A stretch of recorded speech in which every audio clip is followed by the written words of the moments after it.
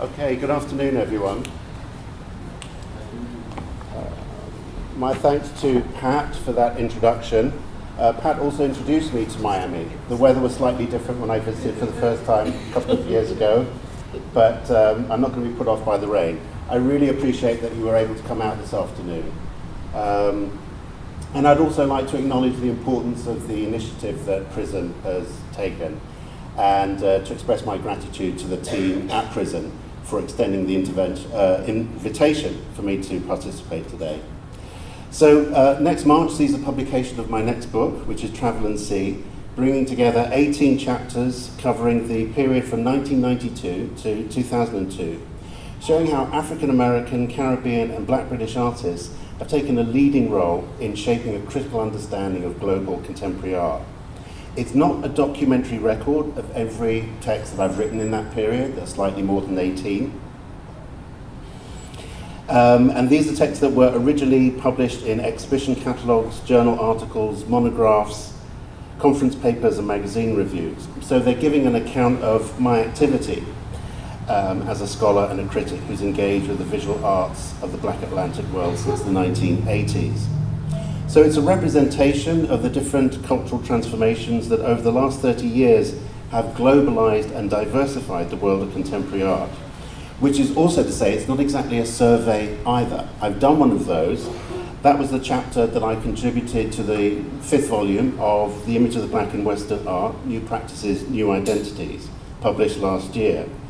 And I think it's fair to say that whereas a survey takes a retrospective glance that benefits from 2020 hindsight, so as to describe patterns of development from a bird's eye point of view, Travel and See, on the other hand, leads the reader through the changing landscape of contemporary art from the inside out. So it really reveals the social, political and intellectual terrain that Black diaspora artists have negotiated over the last 30 years to achieve the historic breakthrough by which they've made race, identity and difference a defining feature of artistic production today. So what I'd like to do is take you through the 5 sections in which the chapters are arranged, and highlighting from the outset the standpoint from which I narrate innovations in painting, sculpture, photography, film and installation that artists have contributed over the last 30 years.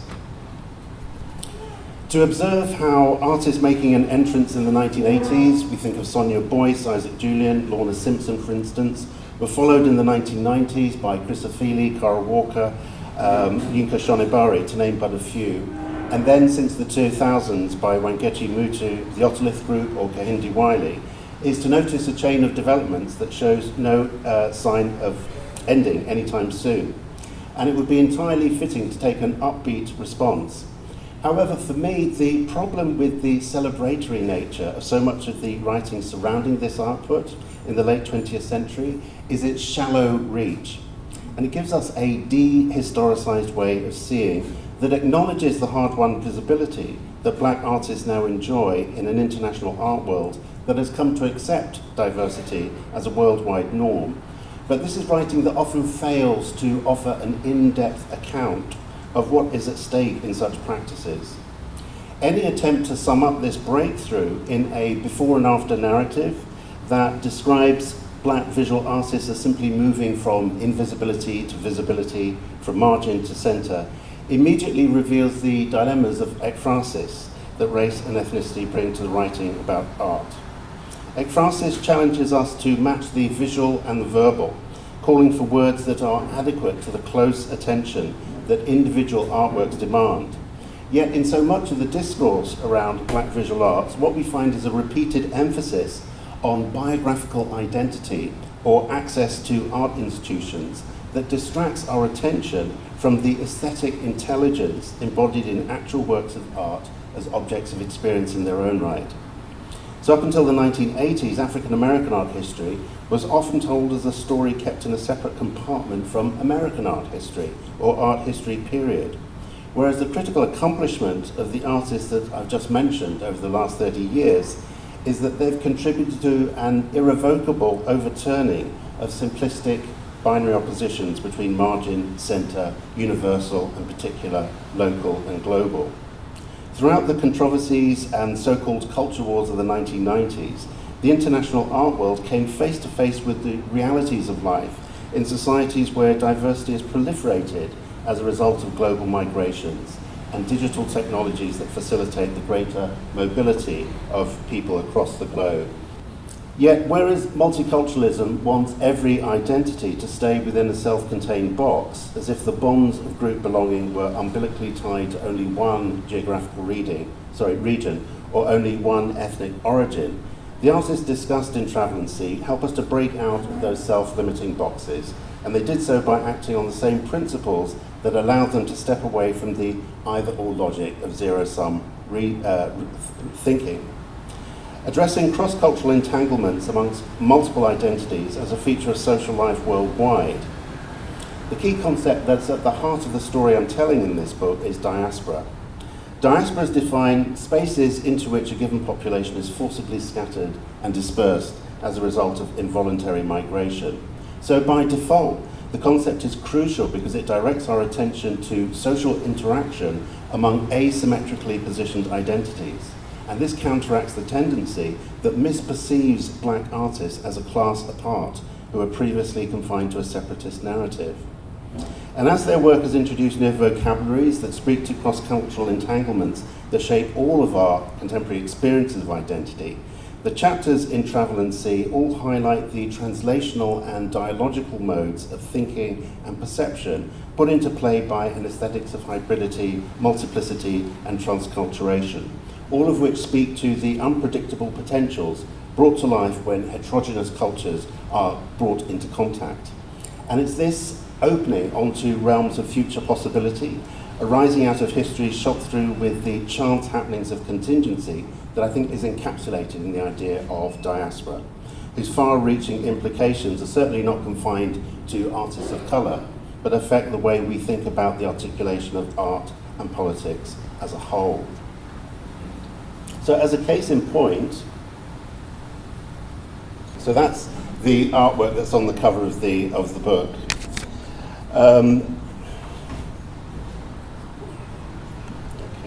And YINKA Shonibare's flamboyant theatricality in Nelson's Ship in a Bottle of 2010 plays game, set and match to a Matthew Barney in terms of his theatricality. But Shonibare is the only British artist so far to step out of the white cube and use the Trafalgar Square 4th Plinth Public Art Commission to address the imperial history of British maritime power that this site actually commemorates, which is the 1805 defeat of the Spanish in the Bay of Cadiz. So this is how a Spanish place name ends up in the centre of Britain. It's linguistic entanglement. Shonibare's installation also acknowledges Paul Gilroy's view of ships as icons of diaspora cultures. And we can see the Dutch wax fabric out of which the masts have been constructed. Fabric that appears on the face of it to be unequivocally African, actually originated in Java and Indonesia in batik techniques that were then copied, industrialized at the end of the 19th century by the Dutch, and then exported from the early 20th century onwards to markets in Central Africa and West Africa, showing the cross-cultural hybridity that's stitched into the fabric itself. So the icon of the ship is significant because in his 1993, The Black Atlantic, Gilroy stated that he settled on the image of ships in motion across the spaces between Europe, America, Africa, and the Caribbean as a central organizing symbol for his study of the global dissemination of black cultures, because, quote, ships immediately focus our attention on the Middle Passage, on the various projects for redemptive return to an African homeland, and on the circulation of ideas and activists, as well as the movement of key cultural and political artifacts. So what we have here is an alternative to the Euclidean geometry that once posited a binary divide between diaspora and homeland, to be bridged only in reverse journeys of return, whether in Pan-Africanism or Zionism. On the other hand, artists and thinkers such as Gilroy, Shonibare, and Julien invite us to rethink diaspora not in a tragic narrative of loss that seeks redemption in a quest to reclaim an ancestral origin, but in terms of the circulatory networks in which identities, like artifacts such as books and vinyl or photographs and sculptures, constantly migrate back and forth across a multi-directional space of becoming that cannot be delimited by outside-inside boundaries. So it matters then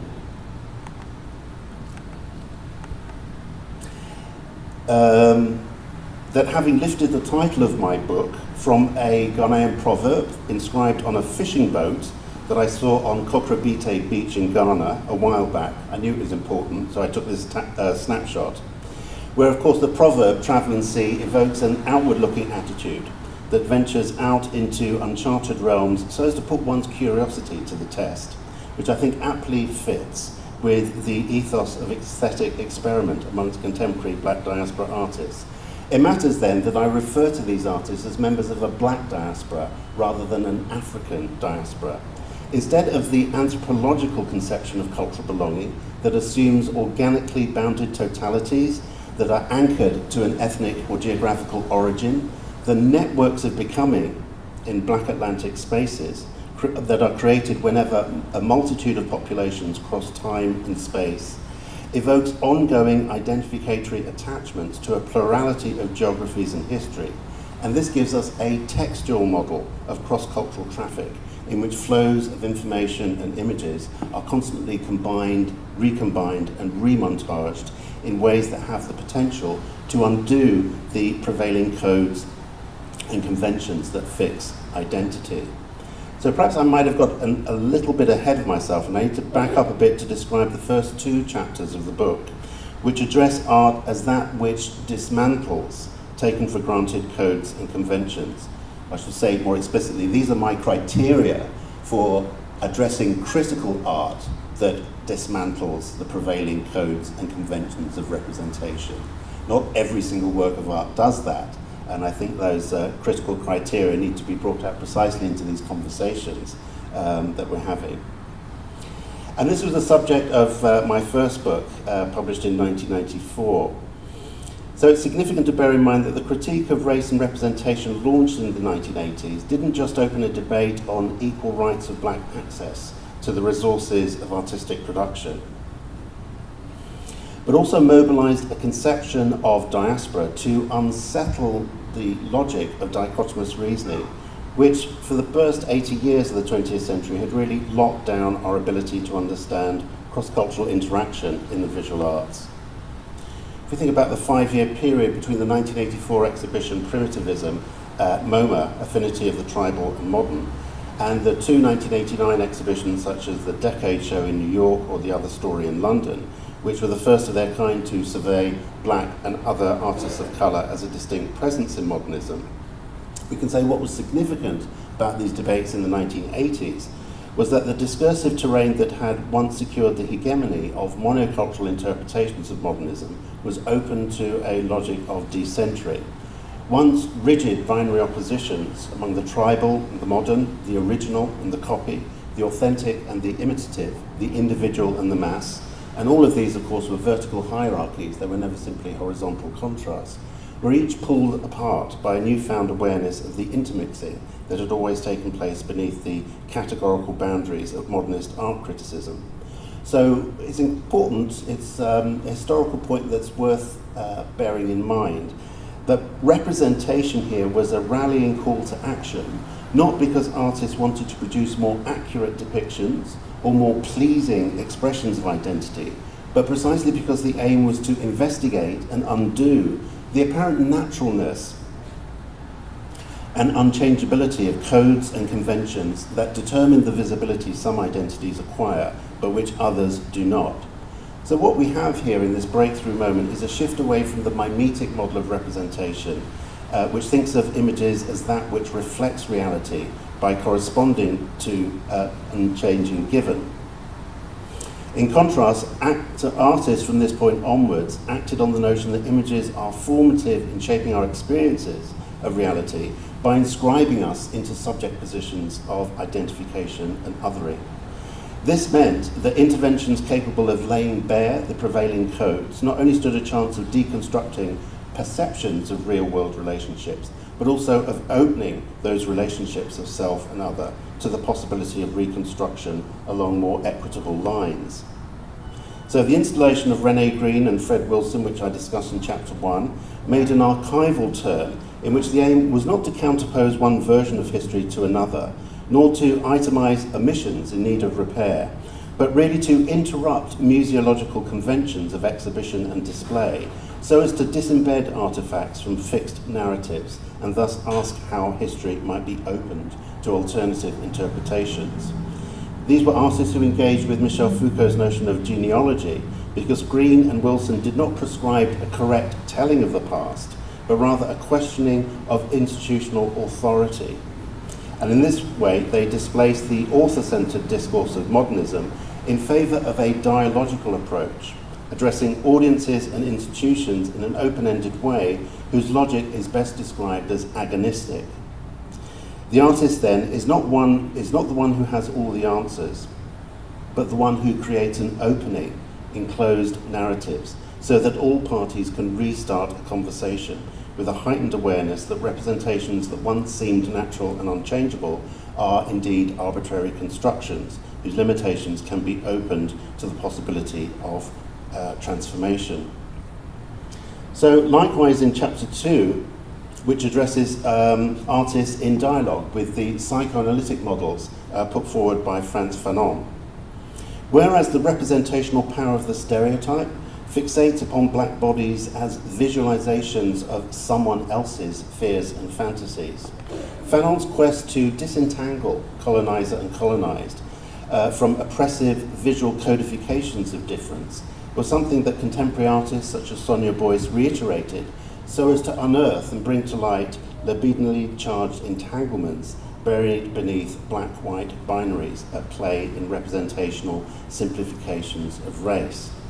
So the black body was a target of critical intervention, but these are strategies that did not reveal essential selves waiting to be reclaimed once stereotypical distortions had been cleared away, so much as they laid bare the co-constitutive role of gender and sexuality in shaping the psychical realities that invest signifiers of race with meaning.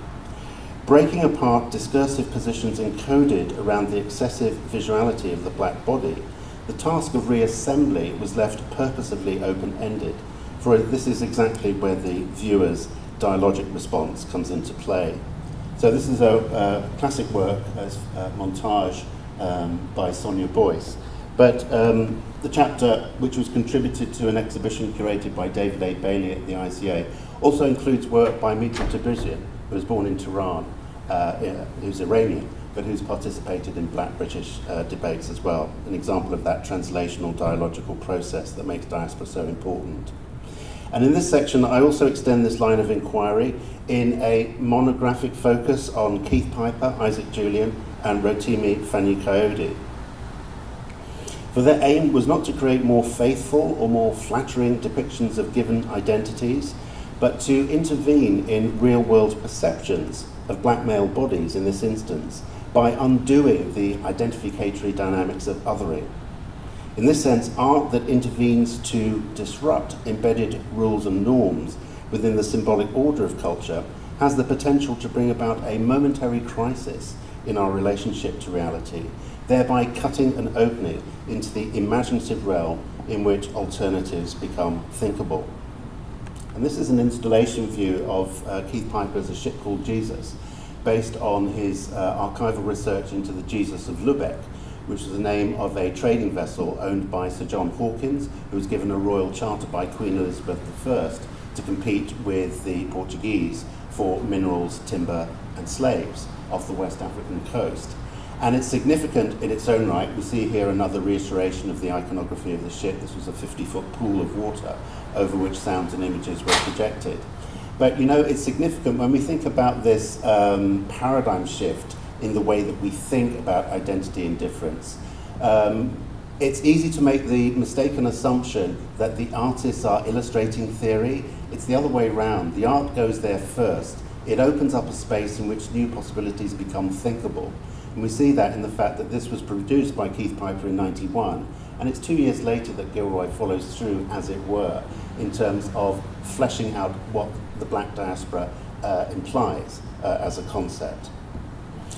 So once representation was grasped, in the words of Craig Owens, not simply as a manifestation or expression of power, but as an integral part of social processes of differentiation, exclusion, incorporation, and rule, end quote. The articulation and politics was no longer a matter of individual artists declaring their beliefs, as it was for most modernists for the most part of the last century. Nor was it a matter of attempting to speak on behalf of the masses in the name of a future utopia, as it had been for the historical avant-garde. Instead, while the ambition to transform reality by challenging our perception of it remained, the way that Black diaspora artists went about it was to solicit the viewer's active response by interrupting the signifying chains of race, gender, and sexuality configured around the black body, and then leaving them in an open-ended state of ambivalence and strategic irresolution. In this way, the dialogism set into motion among authors, texts, and readers did indeed alter social reality. It led to what Stuart Hall said was the, quote, recognition of the immense diversity and differentiation of the historical and cultural experiences of black subjects, end quote. And it did so by calling forth new possibilities for imagined community from the global public sphere. But by the mid-1990s, however, even as arguments for inclusion were being won by cross-cultural practices that hybridized sources hitherto kept in separate compartments, the ground was shifting as a result of the conflicting pressures of globalization. Along with the fatwa on Salman Rushdie, the first Gulf War, ethnic cleansing in post-Cold War Europe, and riots in Los Angeles, one may observe that in this early 1990s moment, metropolitan art worlds came to terms with the cultural politics of difference in contradictory ways.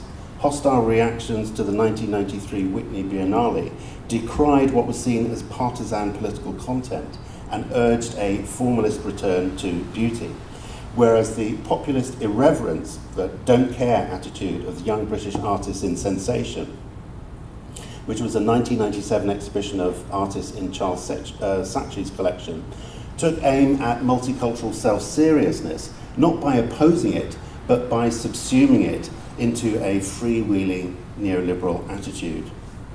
So the divergent paths that are taken in the material in the third section of my book reflects the contested character of globalization in the mid-1990s. The mid-1990s conjuncture in which the Clinton and Blair administrations signaled kind of rapprochement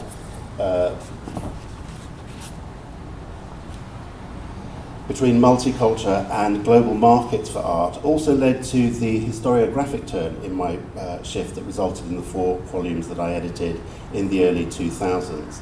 And this is where it gets complicated in interesting ways, because in organising the chapters I realised I faced a fork in the road, which confirmed to me that in the decentering realm of diaspora, the paths of my journey were never going to be straightforwardly linear at all. On the one hand, we have in this moment the anti-hybridity backlash, and that's articulated in the hyper-ironic, jokey nationalism of the young British artists. I've got Gavin Turk to stand in for that today, but it also included Chris as well, who, like Shonibare, was collected very early on by Saatchi. And on the other hand, however, globalization was not just a contemporary phenomenon, which it was in the eyes of those who adhered to a certain kind of presentism. For in the simultaneous rediscovery of African studio photography in this moment, we found a new opening for retelling the history of modernism and modernity in globalized terms and in polycentric terms as well. So taking a look at the paradox of the anti-hybridity backlash first. So midway through the book, in the 9th chapter, in my article, Ethnicity and Internationality, I noticed that despite the short-term perception that cross-cultural hybridization was now a thing of the past, the ingenuity found in the work of an artist such as Kis Afili, who had moved away from that emphasis on identification and othering that had been previously prominent, was that the unsettling outcomes of hybridity, whenever abandoned, but were in fact being pursued in strategies that activated the aesthetics of the carnivalesque and the grotesque.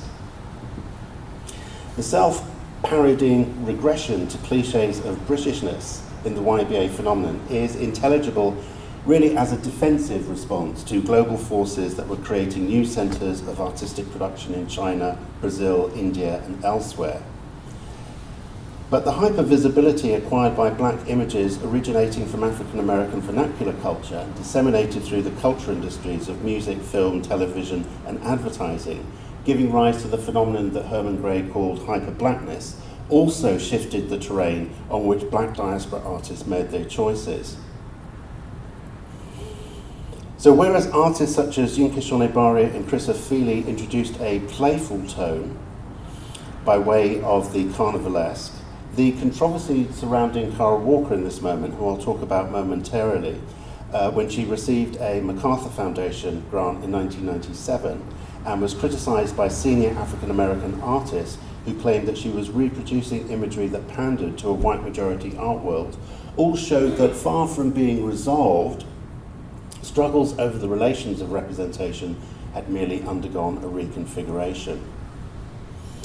In registering the limits of what was deemed permissible in what Darby English calls black representational space, backlash against Walker pointed to ongoing antagonisms in which blackness was still the focus of political contestation. We saw this in the moral panic that was enacted when Sensation travelled to New York, and Mayor Rudolph Giuliani claimed that Ophelie's Holy Virgin Mary had besmirched a Catholic icon with animal excrement. And this showed us that the anxieties that once fueled the 1980s culture wars were far from exhausted. But of course, in the hype surrounding this moment, the heightened visibility of the artist arrived at a price of understanding any in-depth conception of the deep historical entanglements that Walker and Ophelie were bringing to light. So with elephant dung as his signature material, which was discovered, thanks, on a student fellowship visit to Zimbabwe, CRUZ uses a topsy-turvy logic of the carnivalesque to interrupt and undo the racist equation between blackness and bodily waste, that which must be abjected and cast out as other in the mindset that equates whiteness with purity. But instead of seeking to repudiate this equation or reclaim it, he employed a strategy of excessive replication, whereby the equation itself is rendered absurd. What one sees in a painting such as Aphrodisia of 1996, where spherical Afro hairstyles among cutouts of black music, film and sports stars multiply and repeat, is a mimetic exacerbation of the globular shape of the elephant dung that's attached to the picture plane. The excess and the absurdity deflates any view of the elephant dung as a sign of authentic Africanness. And in fact, Ophelie's dialogue with David Hammonds, who's really in conversation with the elephant dung sculpture of 1978, reaches even further back in time, because grotesque is derived from grotto, following the 15th century discovery of Roman vaults showing intermixtures of human flora and fauna. And the term grotesque has always reflected Christian bias in its one-sided definition as something ludicrous, incongruous, and bizarre. Yet what Mikhail Bakhtin revealed in the grotesque realism of a Renaissance writer such as Rabelais or Cervantes was a shape-shifting aesthetic, able to unsettle essentialist assumptions that identities are unchangeable. Hybrids are combinatorial propositions. So when curator Robert Storr, in his 2005 Site Santa Fe exhibition, was entitled Disparities and Deformations, Our Grotesque, evoked soul dizziness, which I think is such a nice compliment to Aphrodisia, to describe the grotesque's power of interruption, such insight into the recombinant border crossing that mixes up categories ordinarily kept separate, animal and human, beautiful and ugly, rational and irrational, serves to connect Ophelie's mischievous wit to the hybridity that we find in Kafka's Metamorphosis of 1905, or even Goya's Capriccios of 1799. But of course, at the time, in all the hype and hullabaloo surrounding the controversy, this was all lost to sight. Likewise, the humanimal hybrids produced in South Africa by Jane Alexander and Nandifa Ntambo, or the cyborg fusions of body parts and machine fragments in the work of Wangeci Mutu, or the aquatic creatures in the Afrofuturism of Ellen Gallagher's work, which is inspired by the Drexciya science fiction mythos. The science fiction scenario which posits pregnant slaves being thrown overboard in the Middle Passage, giving birth to hybrids that grew gills that would enable them to absorb oxygen underwater. All of these are practices that reveal the shape-shifting that gives the grotesque deep aesthetic affinities to hybridity. In the diorama-like installations that spill off the wall into the viewer's arena in works such as The End of Uncle Tom and the grand allegorical tableau of Eva in Heaven, it's quite a long title, Kara Walker too taps into the subterranean domain associated with groteschi, these underground vaults. And in doing so, her strategy lays bare something obscene, literally off stage and hidden from sight in the post-civil rights predicament of contemporary American life. Although the paper silhouettes that define her medium carry expectations of veracity that we entrust to indexical signs, such as portraits traced from shadows that were a prevalent genre in colonial America, any realist interpretation is thwarted, it's interrupted by the combinatory excess whereby multiple bodies get conjugated without underlying narrative. Grotesque violations of bodily boundaries strain our suspensions of disbelief, yet the horror and the fascination would not provoke such a powerful response if the syntax amongst these interpenetrating figures did not elicit some degree of recognition. So the real that Walker throws into relief is the psychical reality of primal fantasies that are instantly recognizable in the subtexts roiling beneath conventional depictions of slavery, but which undergo a process of disavowal, such that actors agree to choose what not to see. And for his part,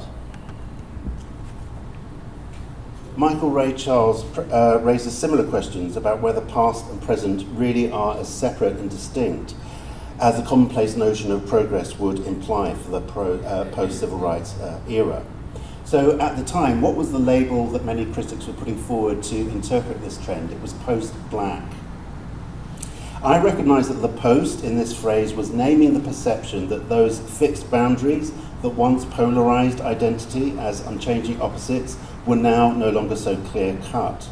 But what made me uncomfortable was the presentism whereby post-black encouraged the view that inclusion was the end of the story, that this was a problem-solving narrative that had mistakenly assumed black diaspora simply wanted in, whereas the bigger questions that art was asking us to think about and discuss was what kind of future do we want?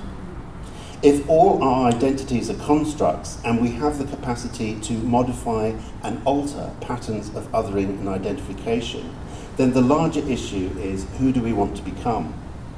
The only way to get a measure of the scale of the questions at stake for Walker, Afili, Gallagher, Mutu and others was to re-historicise the cross-cultural, not as an exception to the late 20th century, but as a constant in the making of modernism and modernity, as a global experience that did not begin with Maastricht or NAFTA in 1992, but much further back when Columbus set sail in 1492.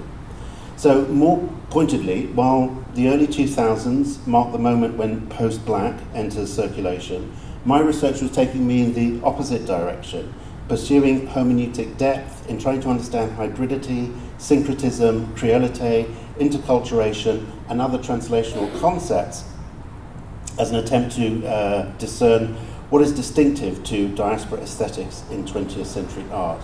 And this led me to earlier periods when African-American modernists such as Romare Bearden and Caribbean artists such as the abstract painter Frank Bowley articulated cross-cultural dialogues with their European and American counterparts, even though their work went unseen and undervalued within the institutional canons of modern art museums.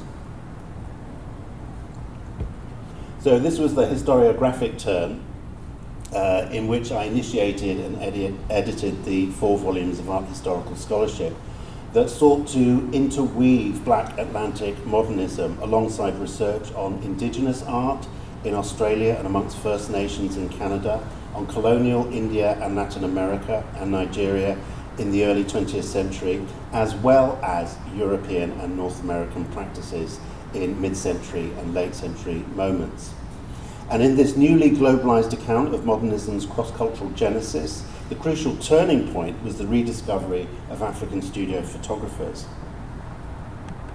Whereas African art had entered global circulation as a result of the post-primitivist breakthrough, which dismantled the tribal modern dichotomy, the rediscovery of portraiture traditions in photography created by practitioners such as Seydou Keita in Mali introduced archival depth to our understanding of modernity as a worldwide phenomenon.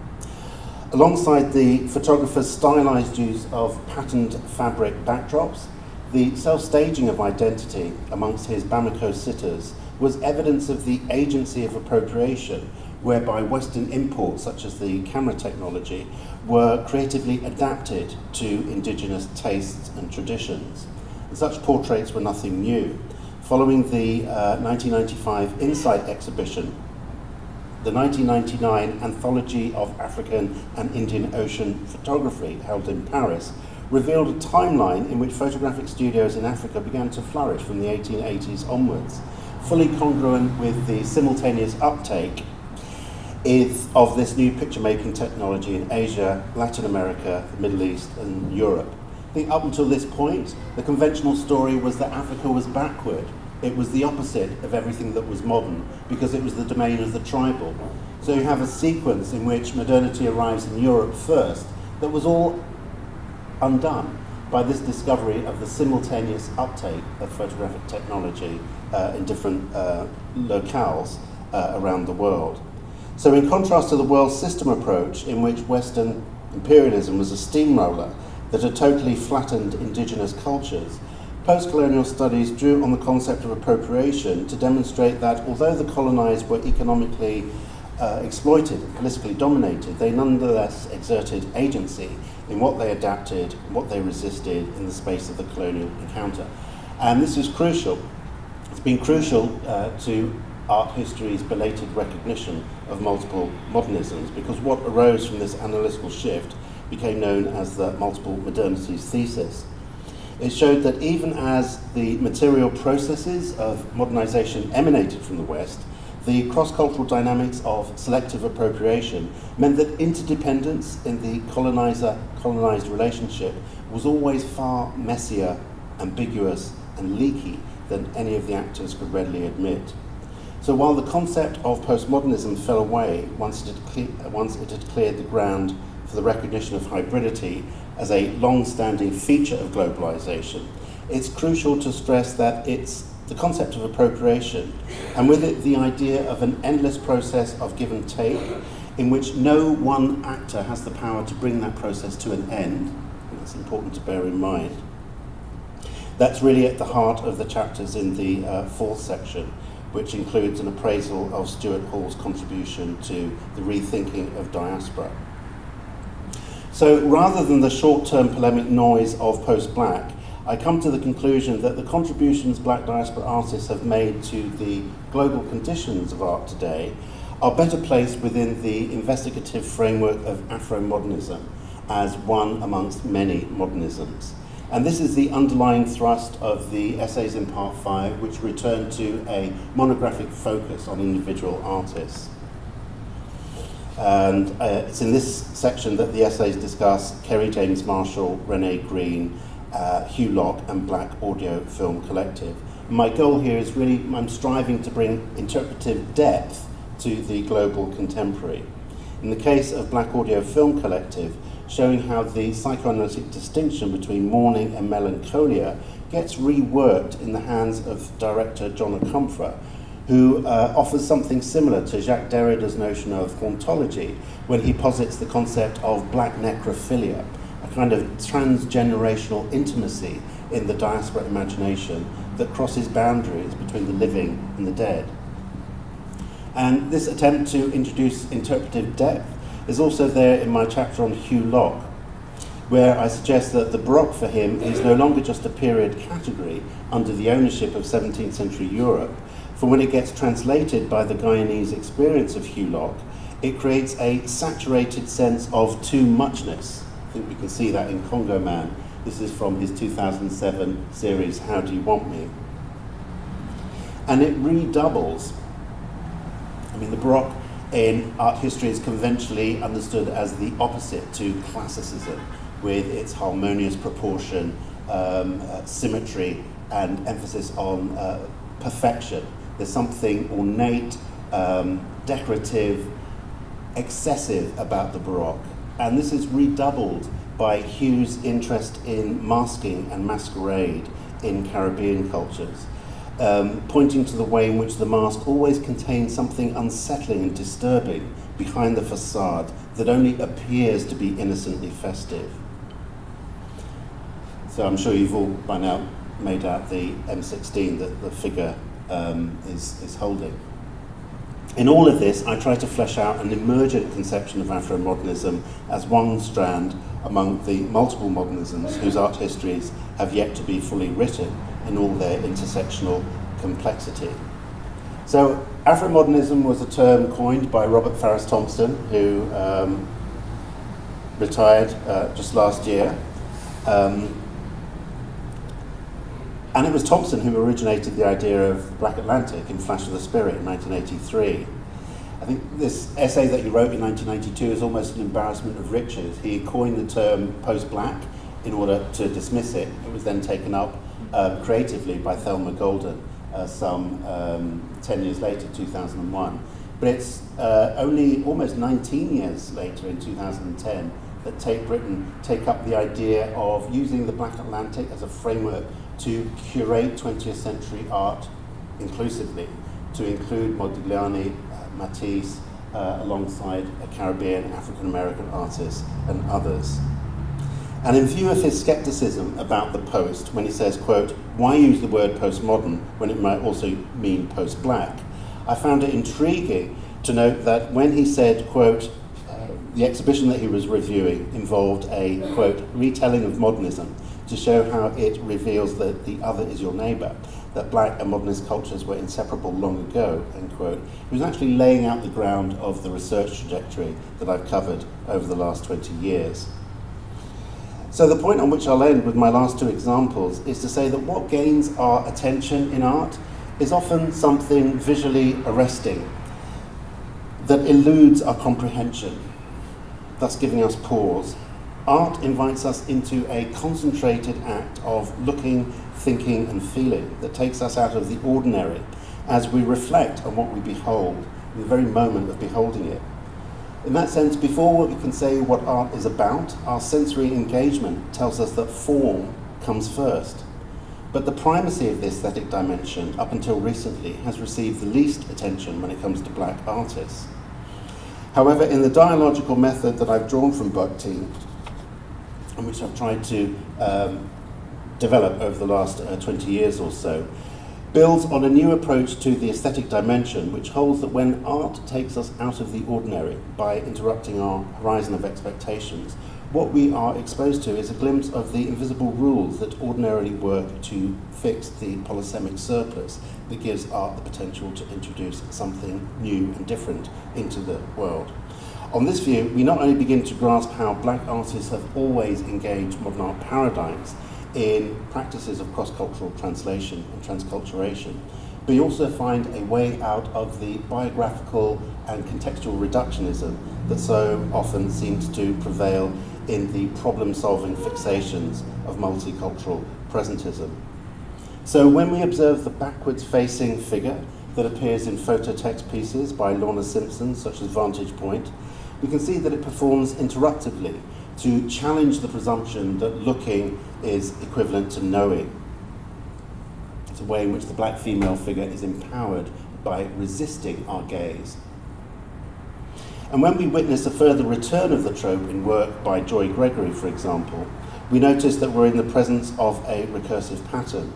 But to isolate this feature in purely stylistic and formalist terms as something that carries intrinsic subversive value would be as problematic and as misleading as an identity politics that wants to read work such as this on the basis of biographical traits among black women artists, providing the basis on which the value of the work is secured. Interrupting conventions of facingness that have defined portraiture, the formal measures of recaptioning, framing and cropping that create an anti-portrait strategy here depart from the goals of individualist self-expression, but they also depart from protest against stereotypical distortions of black female bodies to enact instead a post-conceptual practice altering the very terrain on which identity is taken as a target of dialogical intervention. And it's this idea of art as a practice of interruption which in this instance turns around insights into the role of the gaze in constructing positions that are racialized and gendered in the act of looking, that my work has tried to put forward to show how black diaspora artists have indeed displaced the order of things that held sway for the first 80 years of the past century. And it's this interruptive process of opening, and instantly we think of Louverture in 1791, asks us to think about how these artists have renewed the agency of the aesthetic as that which enlivens our senses and awakens our intellect to possibilities that art brings within the reach of consciousness. What's the opposite of the aesthetic? It's the anesthetic. It's that which puts you to sleep. Art is important, not because of its meaning necessarily, but because of its sensory impact in enlivening our senses, in challenging us to think again about what's been taken for granted. And in this regard, we may behold the way in which the backwards-facing black female figure makes her presence felt in Elevata of 2002 by the Afro-Cuban artist Maria Magdalena Campos Pons. This is a photo work that explicitly addresses the oceanic realm of diaspora. That's also evoked by the title of her 2007 Mid-Korea survey, Everything is Separated by Water. Suspended in one of the Polaroid frames, the figure is the artist herself, although since she is upside down as well as back to front, Campos Pons' strategy avowedly subverts self-portraiture's ego-based conventions of facingness. As if to contemplate an abyss of loss in aquamarine depths, the figure's unfacingness summons an oceanic sublime that exceeds the limits of the visual. Turning her face from the viewing plane, Campos Pons thus slips away from monologic self-centry to evoke a rhizomorphic subject who's been constituted in a network of affective ties to others, along the lines of the dreadlocked strands of hair which resemble plant roots equally at home in soil or water. So in place of the tragedy that narrates diaspora as the terrifying loss of origin brought about by violent uprooting, her Atlantic space is recrossed, rerouted, and thus reclaimed by the fugitive beauty of a body that calls forth connectivity amongst scattered abstract elements. Arguing that art acquires autonomy when, quote, the work is taken out of the constant process of reality and assumes a significance and a truth of its own. Herbert Marcuse made the claim that, quote, the truth of art lies in its power to break the monopoly of established reality, end quote. And on that note, my view is that the breathtaking wonder we experience in beholding Campos Pons' art delivers a momentary ecstasis in which we ourselves are taken out of the ordinary as a result of art's ability to undo our habits of thinking, seeing, and feeling. And Marcuse describes exactly such interruptive undoing in his view that, quote, this rupture is the achievement of aesthetic form. So I'll end on that point, and I think we can open up a conversation as well.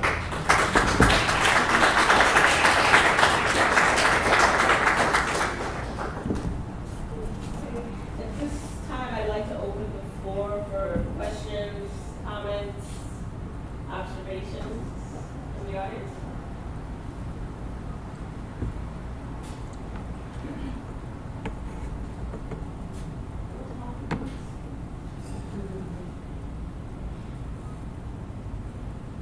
Historically speaking, hi, my name is Kimberly.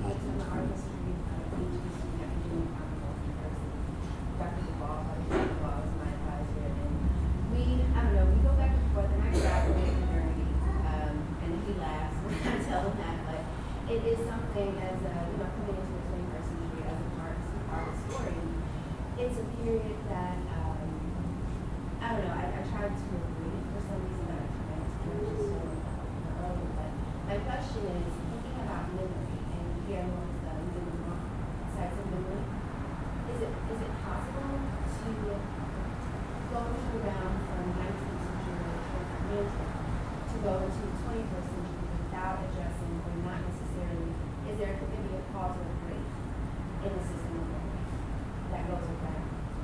Is there an alternative path? Wow. That's hard, I know. Okay. Something that I'm grappling with. Well, memory is by definition a life and death issue for people who have been uprooted and who have been forced to move against their will, which is what inaugurates diaspora. So I'm thinking about it in relation to John O'Comfort and a film such as Testament of 1988. I had a slide there from 7 Songs for Malcolm X. And he's amongst many artists, I'd include Fred Wilson, who have undertaken an approach towards the archive that moves away from the positivist model that you can factually retrieve, you can make present something that was absent. Okay, we think of storytelling such as Roots, for example, in 1974, Alex Haley and the television version. That was premised on a confidence in representation, the idea that you could make present what was absent. You could draw on a memory to fill in what was missing and thereby reconstitute a history. That's a positivist model that has been questioned and called into doubt by artists who say there are blockages, there are absence, there are gaps that are unresolvable. They're sort of built into diaspora consciousness. And that's not necessarily a deficit. It might be a painful experience to endure, but it's one from which second sight, in Du Bois's terms, is also made possible. So in Freud's distinction between mourning and melancholia, our memory of the lost place, the lost loved one, which we might say is the homeland for a people of diaspora, it would find a place in a storage system. So our memories are filed away. In a sense, we're enabled to move on by having a fixed place to store our memories. Is that available to a people of diaspora? What you have, if you're not able to find a fixed location to lodge your memory, is a kind of persecutory memory. And this is melancholia, in which the ego, the subject, is attacked by a memory that roams the psyche. And Testament visualizes this most eloquently. We see the central protagonist. She's a freedom fighter who was part of Kwame Nkrumah's Convention's People Party, returning from exile after a period of 20 years. But she's roaming the landscape like a ghost. She embodies this dilemma, this predicament of melancholia that can't be resolved into mourning, into grief, where we let go of what's been lost. So I think there's an invitation there that the art is making to us to think about the complexity of these questions. And we might think about the opportunities that are opened up once we move away from the positivist model. So I don't know whether I can speak exactly to your time period, but I've often thought about the African mask in the Harlem Renaissance of the 1920s, which in the visual arts is often taken to be the starting point of Afro-modernism, okay? And one conventional reading is that we see representations of tribal masks because African Americans for the first time are accepting their origins in the continent and they're seeking to reclaim that. There's also the interesting way in which many masks are represented. We think of Fétiche et Fleur by Palmer Hayden as a still life, which is a memento mori. There's something melancholic that seems to be acknowledging the impossibility of going back, that you can't reclaim this origin. To move forward, you have to acknowledge it as opposed to deny it, but you have to invent identity with the materials that are available to you. So when County Cullen has that poem, What is Africa to Me? It's an open-ended question. It could be everything and nothing. that's why it's more like a riddle than a problem to be solved. So, so I think that's what we have is a different way of thinking about memory, and that moves away from a kind of problem-solving, almost pathological deficit model, so that we think about modernity differently.